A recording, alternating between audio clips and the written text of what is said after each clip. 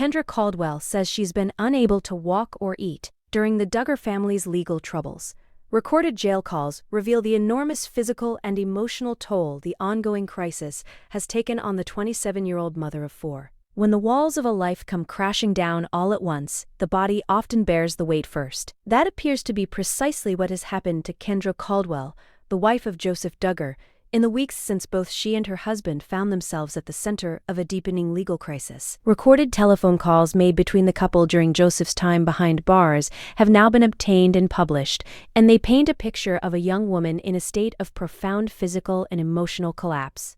In calls made on 21st and the 26th of March, the day after Kendra's own arrest and several days thereafter, the 27-year-old mother of four described her condition to her incarcerated husband in stark terms. She told him she had been so overwhelmed by the stress of the situation that she could barely walk due to sheer physical weakness, and that eating had become almost impossible. In one conversation, she described it as a miracle when she managed to get through an entire sandwich. She also revealed that she had sought medical assistance in the form of intravenous fluids, simply to maintain basic nourishment, having been unable to take in enough food on her own.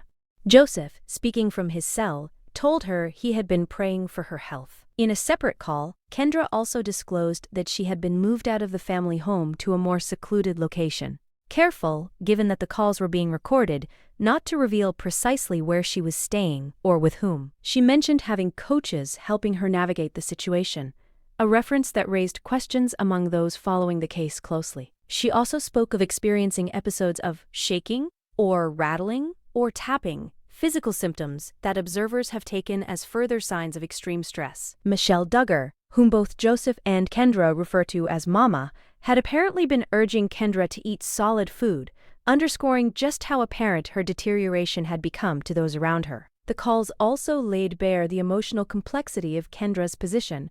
In one exchange, she told Joseph plainly that he was not her priority, that her children were. "Whatever happens," she told him, "that's who's coming first." It was a statement that struck many listeners as quietly significant, coming from a woman raised in a religious environment that places an enormous emphasis on wifely devotion and the sanctity of marriage. At the time of the calls, Kendra had not yet been permitted to return to her children. The couple's four children, Garrett, Addison, Brooklyn, and Justice, had been removed from the home by the Department of Children and Family Services following her arrest on the 20th of March on charges of child endangerment and false imprisonment. She was told she would not be able to see them until at least the 29th of April. For a woman whose entire identity has been built around being a wife and mother, losing access to both at once, while navigating criminal charges, public scrutiny, and an uncertain future, represents a weight that few could bear lightly.